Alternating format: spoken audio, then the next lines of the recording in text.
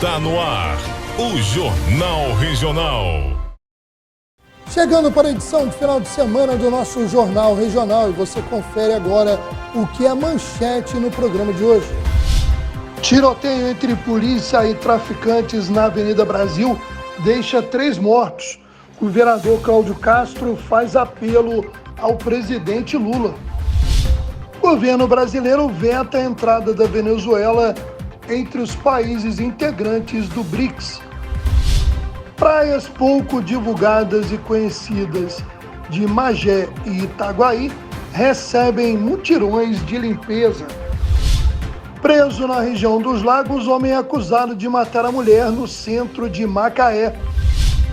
Polícia Ambiental flagra crimes cometidos em terreno de bairro de Cachoeiras de Macacu. Além desses destaques, tem outras notícias das cidades do estado e do país, o noticiário policial e muito mais agora no Jornal Regional. Chegando aí para esta edição de sexta-feira, tá, que vai estar aí acompanhando você durante esse final de semana, e a gente vai de imediato destacando uma notícia que vem da cidade de Teresópolis. Confira. Forte chuva caiu na tarde desta quinta-feira em Teresópolis, causando alguns transtornos, mas não houve maiores registros de alagamento, porém algumas quedas de galhos e de árvores em pontos da cidade, como a gente vê essa imagem de uma árvore que caiu na estrada José Gomes da Costa Júnior, acesso ao bairro da Posse. Alguns galhos foram cortados para que o trânsito não ficasse bloqueado na noite desta quinta-feira. Por outro lado, vamos destacar uma ação importante de conscientização e preservação do ambiente que prossegue até este sábado, das 8 ao meio-dia, no Parque Municipal de Montanhas de Teresópolis, na sede da Pedra da Tartaruga. Desde a quarta-feira, dia 23, estão acontecendo ações de plantio de mudas em área que foi degradada por incêndio florestal no mês de setembro. Segundo o balanço da Prefeitura, no final dessa quinta-feira, até aquele momento, já haviam sido plantadas aproximadamente 250 mudas para restaurar o ecossistema florestal. A gente vê imagens de um dos grupos que participou da ação, contando com a presença da vereadora Érica Marra, e o subsecretário de Meio Ambiente fala sobre a importância dessa ação. Na Pedra da Tartaruga foi um momento bem trágico, porque queimou mais de 100 hectares, né, da Pedra da Tartaruga e da Pedra do Camelo, que é uma das áreas mais visitadas do Parque Municipal. E a gente querendo avançar com a recuperação, com a regeneração que acontece naturalmente, mas numa ideia de tentar evitar que as espécies exóticas, que são prejudiciais para a Mata Atlântica, tomem esse espaço. A gente quis acelerar isso com esse mutirão de reflorestamento, também na ideia de trazer as pessoas para recuperarem, reconstruírem o parque junto da gente, né? Essa foi a ideia principal, e hoje a gente está começando aqui, e essa ideia vai até o sábado, de 8 a meio-dia. Então é só chegar, os buracos já estão abertos, as mudas já estão aqui em cima, e vai ser um prazer ter todo mundo aqui com a gente para recuperar essa área tão querida pelos teresopolitanos. Gente, olha só, a conscientização, né, de nós, munícipes, em relação aos nossos parques. Nós temos o Parque Natural Municipal em Teresópolis, que teve as queimadas, e a brilhante ideia da equipe do parque de fazermos esse replantio e também trazer a população para isso. É a nossa conscientização, isso tudo aqui é nosso ar, o que a gente respira. Galera, vem até sábado, está acontecendo, já temos as mudas, já tem todos os buracos aqui para a gente só realmente plantar. É um gesto de amor, é um gesto de vida e sobrevivência para todos nós. Venham fazer parte dessa história. É muito emocionante estar aqui, né, dando o nosso suporte com esse plantio de reflorestamento, porque lamentavelmente, né, as fogueiras, os fogos destroem grande parte do parque, e para mim é muito importante estar aqui.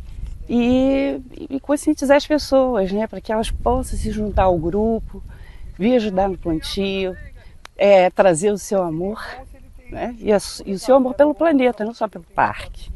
Isso é um ato simbólico do que deve rolar pelo Brasil afora. Bom, agora a gente dá um tempo na informação local para trazer o noticiário nacional e internacional. Confira alguns dos destaques dos últimos dias. Guerra no Rio de Janeiro há poucos dias para a reunião do G20, evento que reúne as 20 maiores economias do mundo. A cidade do Rio de Janeiro viveu clima de caos na manhã de 24 de outubro após confronto entre polícia e bandidos na Avenida Brasil. A troca de tiros entre policiais militares do Estado e criminosos do Complexo de Israel, na zona norte da cidade, acabou com a morte de 3 pessoas. Outras 3 ficaram feridas. Passageiros dos carros deitaram no chão para não serem atingidos. A Avenida Brasil ficou fechada por mais de 2 horas. O secretário nacional de Segurança Pública, Mário Sarrugo, viu o episódio com preocupação e ligou hoje, no começo da tarde, para o secretário de Segurança Pública do Rio de Janeiro, Vitor César.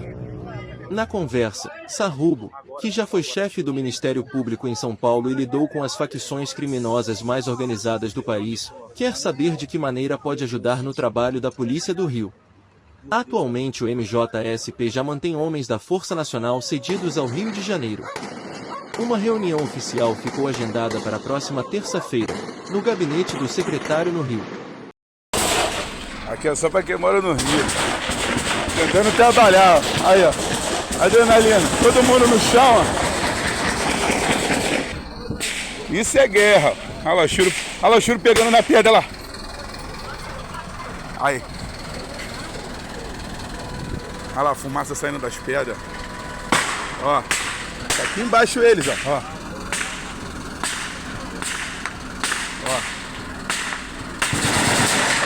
Caraca, deixa. Após os incidentes, o governador do Rio, Cláudio Castro, faz apelo a Lula. Essa semana mesmo fizemos uma operação de lavagem de dinheiro. Estamos investigando essas organizações criminosas, polícia de proximidade, batalhão de motos. Como não tem plano de segurança, o plano de segurança é óbvio, é claro. Agora, temos que deixar claro que não dá para fazer sozinho. E eu queria aqui hoje fazer um apelo ao presidente Lula que ouça os governadores. Se não der para ouvir todos, pelo menos Rio, São Paulo, Ceará, Bahia, que são onde essas máfias, essas organizações criminosas estão mais fortes hoje. Não é mais possível que o Estado do Rio de Janeiro, só esse ano, apreenda 540 fuzis. Só na minha gestão são 1.770 fuzis, 55 toneladas de drogas, só esse ano. A gente está falando aqui de tráfico internacional de arma, tráfico internacional de drogas, lavagem de dinheiro. Isso é de competência federal e nós precisamos da colaboração, precisamos da escuta do governo federal para que o nosso trabalho tenha efetividade. O Estado está investindo pesado, as polícias estão se qualificando, o trabalho vem acontecendo. Montamos um prédio inteiro só para inteligência e investigação da Polícia Civil, que nunca tinha tido na história. Temos o CICC hoje, a tecnologia que era da Copa do Mundo, hoje é de primeiro mundo. Os senhores e senhoras já visitaram o CICC. Temos um 90 integrado, mas precisamos também que as prefeituras façam o trabalho de câmera, de Smart City. Precisamos que as prefeituras trabalhem também no ordenamento urbano, na questão do transporte ilegal. Ou seja, se não tivermos a verdadeira integração, e aqui a gente não está empurrando a responsabilidade, nós temos que dividir essa responsabilidade. Como também não é possível, tem mais de 1 ano e meio que eu falo na questão da legislação. Essa legislação hoje é convidativa ao crime. Eu vou falar de novo aqui, presidente do Senado, presidente da Câmara, tem mais de 1 ano e meio que eu já levei para o Congresso Federal essas pautas e elas simplesmente não andam. Sazonalmente, quando o problema volta-se a discutir e sai, vira, como a gente fala, a timeline anda e ninguém mais discute sobre isso. Em mais um duro golpe para a credibilidade do judiciário brasileiro, o Superior Tribunal de Justiça afastou presidente e desembargadores de tribunal estadual, suspeitos de venda de sentenças. Cerca de 200 policiais federais cumpriram 44 mandados de busca e apreensão contra os investigados por suposta venda de sentenças judiciais, além de empresários suspeitos de se beneficiarem do esquema. Foram apreendidas armas e quase 3 milhões de reais em dinheiro. 5 desembargadores do Tribunal de Justiça do Mato Grosso do Sul foram afastados por 180 dias. Entre eles, o presidente da corte, Sérgio Fernandes Martins. Os outros são os desembargadores Vladimir Abreu da Silva, Marco José de Brito Rodrigues, Sideni Sonsini Pimentel e Alexandre Aguiar Bastos. Os 5 magistrados terão que usar tornozeleira eletrônica e estão proibidos de acessar as dependências de órgãos públicos e de se comunicar com outros investigados. O conselheiro do Tribunal de Contas do Estado de Mato Grosso do Sul, Osmar Domingos Jerônimo, e o sobrinho dele, servidor do Tribunal de Justiça, Danilo Moya Jerônimo, também foram afastados. Ainda são investigados um juiz de primeira instância, 2 desembargadores aposentados e um procurador de justiça. A investigação aponta que as negociações sob suspeita eram feitas por meio dos filhos dos desembargadores afastados. Esses filhos são, na maioria, advogados, que, segundo a Polícia Federal, teriam usado os escritórios para burlar o rastreamento do fluxo de dinheiro. Em nota, o TJ do Mato Grosso do Sul afirma que o STJ determinou medidas direcionadas exclusivamente a alguns desembargadores, magistrados e servidores, e que elas foram regularmente cumpridas, sem prejuízo aos serviços judiciais prestados à população. O Corregedor-Geral de Justiça, ministro Mauro Campbell, solicitou ao Superior Tribunal de Justiça compartilhamento de todas as provas da operação para apurar o envolvimento dos magistrados no Conselho Nacional de Justiça. Como a gente tem o Conselho Nacional de Justiça, que é o responsável por fazer esse tipo de punição, a punição máxima possível é a aposentadoria compulsória com ganhos integrais, né? No máximo, o que o punido perde são os chamados penduricalhos, ou as vantagens eventuais que são recebidas por conta do cargo. Mas mesmo assim, a pessoa fica com uma remuneração às custas do cofre público bastante alta. E claramente isso não tem servido como inibidor de crimes ou de corrupção, como é a gravíssima venda de sentenças. Em 2023, o Brasil registrou quase 200 casos de violência contra crianças e adolescentes. O alerta é da Sociedade Brasileira de Pediatria, que já chama essa situação de doença silenciosa. A violência contra crianças e adolescentes é considerada uma doença silenciosa e, de acordo com o levantamento da Sociedade Brasileira de Pediatria, costuma ser praticada por pessoas de dentro da própria família. De acordo com o Sistema Nacional de Agravos de Notificação do Ministério da Saúde, em 2023 foram registrados 71.598 casos de agressões contra crianças e adolescentes, uma média de 196 ocorrências por dia. 80% delas ocorreram dentro de casa, contra crianças de até 14 anos de idade. Os adolescentes de 15 a 19 anos são a maioria das vítimas. Foram quase 35.900 casos notificados ao longo do ano passado. Mas nenhuma faixa etária escapa da violência. Foram mais de 3.000 notificações em relação a bebês menores de 1 ano. E entre crianças de 5 a 9 anos, mais de 8.300 casos. E apesar dos números alarmantes, é possível que o cenário seja apenas a ponta do iceberg. É muito provável que esse número esteja aquém do que é a realidade que é apresentada aqui no Brasil. Então, por exemplo, o trabalho infantil doméstico, ele é muito naturalizado na nossa sociedade. E ele, ainda que a gente tenha números, né, o próprio Fórum Nacional fez pesquisas em relação ao trabalho infantil doméstico, quando a gente conversa com as pessoas e elas entendem o que significa trabalho infantil doméstico, elas percebem que elas foram trabalhadoras infantis domésticas quando crianças. Para tentar frear esses números, a Sociedade Brasileira de Pediatria pretende fazer uma nova campanha para sensibilizar e orientar a atuação dos pediatras. Os pediatras que estão na área de pronto atendimento, pronto-socorro, têm que saber exatamente os sinais que identificam a suspeita da agressão. Porque para nós pediatras, dentro de uma área de pronto-socorro, pronto atendimento, nós não precisamos ter certeza de que houve agressão. Basta a simples suspeita para nós termos a obrigação, é um dever legal, de fazermos a notificação ao Conselho Tutelar. E, se houver sinais de gravidade em termos da agressão, nós vamos também ao Ministério Público e à ação policial. Apesar da pressão de Xi Jinping e de Vladimir Putin, pelo menos por enquanto, o Brasil fez valer a regra e conseguiu adiar a expansão do bloco, que demanda a aprovação unânime para a adesão de novos integrantes. Russos e chineses queriam incluir a Venezuela, vetada pelo Brasil. Na foto que reuniu países membros e convidados, sem o presidente Lula, o Brasil ficou atrás, na segunda fila, com o ministro Mauro Vieira. O documento final, com 134 artigos, busca uma ordem mundial justa e democrática, promove a segurança global e a cooperação para o desenvolvimento e defende o intercâmbio para o desenvolvimento social e econômico.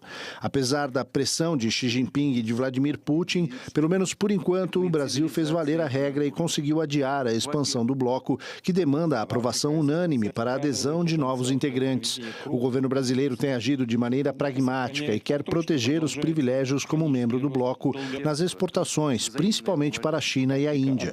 Com a entrada de outros emergentes, o mercado ficará mais disputado e menor. Enquanto China e Rússia defendem a ampliação para fazer frente às alianças dos Estados Unidos e da Europa, a discordância levou à criação da categoria de países parceiros. O bloco, fundado por Brasil, Rússia, Índia e China em 2009, aceitou a África do Sul em 2011. Em janeiro de 2024, entraram Etiópia, Egito, Emirados Árabes Unidos e Irã. Agora, em Kazan, foram oficializados 13 países parceiros: Turquia, Indonésia, Argélia, Belarus, Cuba, Bolívia, Malásia, Uzbequistão, Cazaquistão, Tailândia, Vietnã, Nigéria e Uganda. O BRICS sai, então, da 16ª cúpula do bloco com 9 integrantes plenos e com outros 13 parceiros, sem obrigações e deveres. O maior consenso entre os pares é que o BRICS tem importância vital na economia mundial e deve assumir seu papel de protagonista.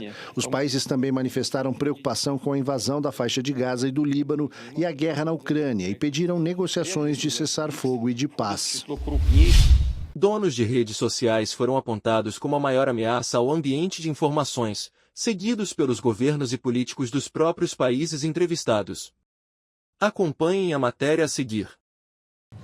Na reta final da campanha eleitoral, a inteligência artificial da Meta, dona do Facebook, WhatsApp e Instagram, fornece respostas erradas sobre um dos candidatos à prefeitura da capital paulista. Questionada sobre quem é Ricardo Nunes, a IA afirma que o político é filiado ao PSDB, quando na verdade sempre foi do MDB. Diz ainda que o prefeito já foi deputado federal e estadual, cargos que ele nunca ocupou. A mesma inteligência artificial, quando perguntada sobre quem é Guilherme Boulos, candidato à prefeitura de São Paulo pelo PSOL, oferece informações corretas ao afirmar que o atual deputado federal foi candidato a presidente em 2018 e concorreu à prefeitura em 2020, sendo derrotado por Bruno Covas. O exemplo ilustra o risco de confiar só nas informações fornecidas por esta ferramenta, uma das maiores fontes de preocupação do Tribunal Superior Eleitoral. Não é só a Justiça Eleitoral que se preocupa. Uma pesquisa feita com mais de 400 acadêmicos de 66 países mostrou piora na expectativa dos especialistas sobre desinformação. No ano passado, mais da metade dos profissionais estavam pessimistas em relação ao futuro da informação. Agora, são 63%. A IA é uma das principais razões para isso. Os donos de redes sociais foram apontados como a maior ameaça ao ambiente de informações. Em seguida vieram governos e políticos dos países dos entrevistados. Em terceiro, governos e políticos de outros países. O menor risco, segundo a pesquisa, vem de jornalistas e da imprensa. Vamos voltar a girar pelos municípios. Desconhecidas por muitos moradores do estado do Rio de Janeiro, as praias dos municípios de Itaguaí e Magé, na região metropolitana, são refúgios tranquilos e pouco movimentados e frequentemente utilizadas apenas pela população local, pois essas praias vêm recebendo mutirões de limpeza organizados por voluntários dedicados a preservá-las. A gente vê, por exemplo, a praia de Coroa Grande em Itaguaí.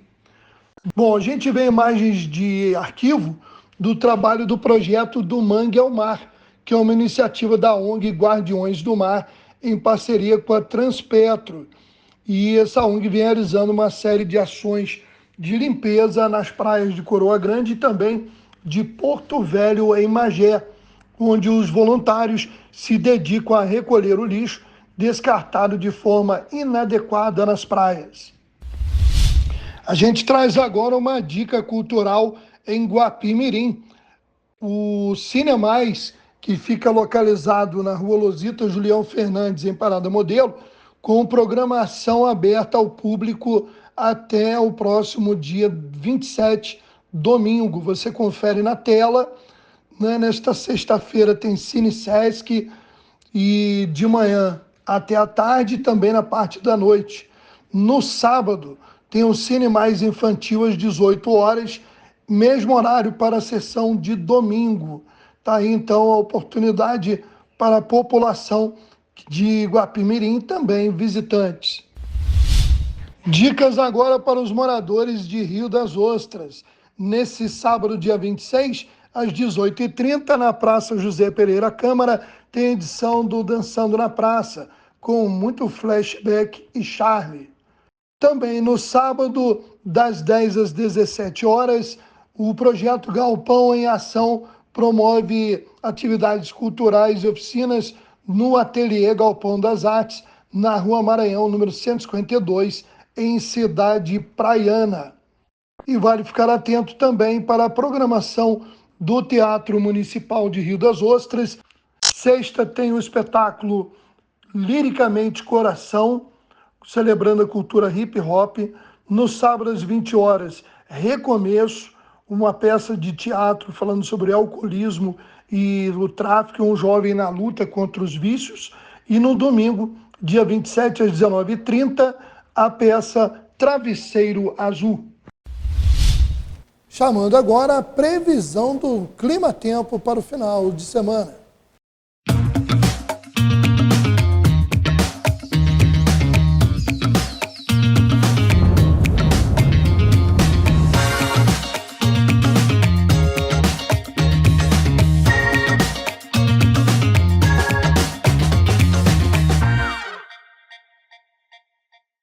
A semana termina com destaque para os ciclones se afastando cada vez mais para alto mar. Com isso, a frente fria vai começar a se deslocar sobre o sudeste do país e organizar áreas de instabilidades. Durante o processo de deslocamento do sistema, a chuva fica mais concentrada no norte do Paraná, aliviando grande parte de Santa Catarina e do Rio Grande do Sul. O que ainda vai chamar a atenção é a condição para ventos persistentes, principalmente no sul gaúcho. O mar também deve começar a ficar mais agitado, isso na costa do sul e do sudeste do país, com agitação marítima também no Rio de Janeiro. Agora, nesta sexta-feira, o risco de de temporal vai ficar mais concentrado no sudeste do país e em algumas áreas do estado de Mato Grosso do Sul, no centro-oeste. Atenção voltada também para muitas áreas do centro-sul do Rio de Janeiro, região serrana, cidades do sul de Minas Gerais e até mesmo do leste do Paraná, onde pode ventar com cerca de 70 km por hora. A condição também é de mais vento em Vitória, no Espírito Santo. As áreas mais claras do mapa vão ter rajadas moderadas, de 40 até 50 km. O destaque ainda é um dia mais encoberto na maior parte do centro e sul do país. Com o deslocamento da frente fria, a umidade fica mais alta. Podemos ter formação de linhas de instabilidades, que podem causar temporais em São Paulo, no Rio de Janeiro, em cidades do sul de Minas e do leste de Mato Grosso do Sul. Chegando aí próximo ao final desta edição, a gente vai trazer agora o giro de informações policiais. Agentes da 5ª Unidade de Policiamento Ambiental, UPAM Três Picos, realizaram a fiscalização no bairro Castalho, em Cachoeiras de Macacu, após denúncia pelo programa Linha Verde. No local, constataram a abertura de um lago, escavações para instalação de tubulações e a limpeza de vegetação nativa nas margens do corpo hídrico, além da construção de um muro de alvenaria. O responsável pelo terreno apresentou uma notificação da Prefeitura Municipal e, diante dos danos ambientais constatados, a ocorrência foi registrada na 150ª Delegacia de Polícia. Policiais da 67ª Delegacia de Polícia Civil prenderam esta semana em Guapimirim uma mulher condenada pelo crime e associação ao tráfico de drogas. Ela tinha mandado de prisão condenatória expedido pela Vara Criminal de Teresópolis. Na manhã dessa quinta-feira, a Polícia Civil prendeu Ronison Maciel dos Santos, de 35 anos, conhecido como Sergipe. Ele é apontado como o principal suspeito do feminicídio de Juliana Chaves Barbosa, de 28 anos, assassinada no centro de Macaé no último sábado, dia 19. Ele foi localizado na cidade de Cabo Frio e detido por agentes da 123ª Delegacia de Polícia. Bom, nós vamos chegando ao final de semana, agradecendo mais uma vez a sua companhia. Continue ligado em nossa programação no jornalismo aqui da TV Arte HD Rede TV+, no Jornal Regional, no Plantão de Notícias e também no Esporte Mais. Um ótimo final de semana para vocês e também para a nossa equipe técnica. Até segunda, se Deus quiser.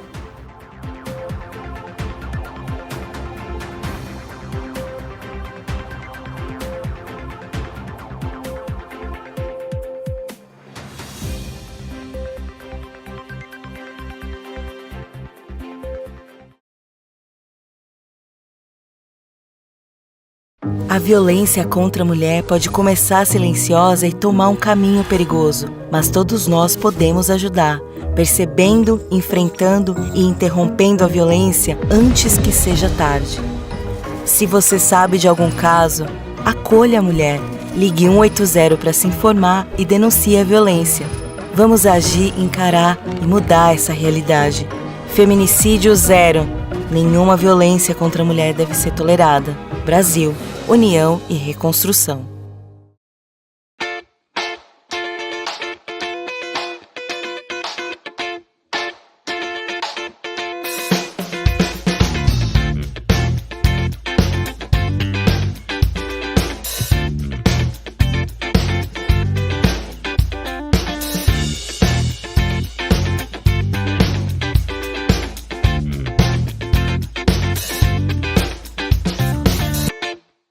Uma em cada 4 meninas não tem um absorvente à mão quando menstruam. A ausência de absorventes, além de provocar uma perda de confiança e autoestima nas mulheres, provoca ainda grandes riscos para a saúde de quem precisa buscar alternativas para lidar com a situação. A evasão escolar de adolescentes em período menstrual é um importante sinal de que o tema deve ter notoriedade pública. Por isso, a Prefeitura de Magé, através da Secretaria de Assistência Social, contribui para diminuir os impactos da pobreza menstrual em nossa cidade, com a inclusão de absorventes nas 3.000 cestas básicas destinadas a famílias de extrema vulnerabilidade. Prefeitura de Magé, governando com amor. Para você, lata. Para ele, casa. Para você, pneu usado. Para ele, academia. Para você, garrafa. Para ele, maternidade. O que para você é lixo, para o mosquito da dengue é um luxo. Deixe seu quintal sempre limpo e acabe com as mordomias do Aedes aegypti.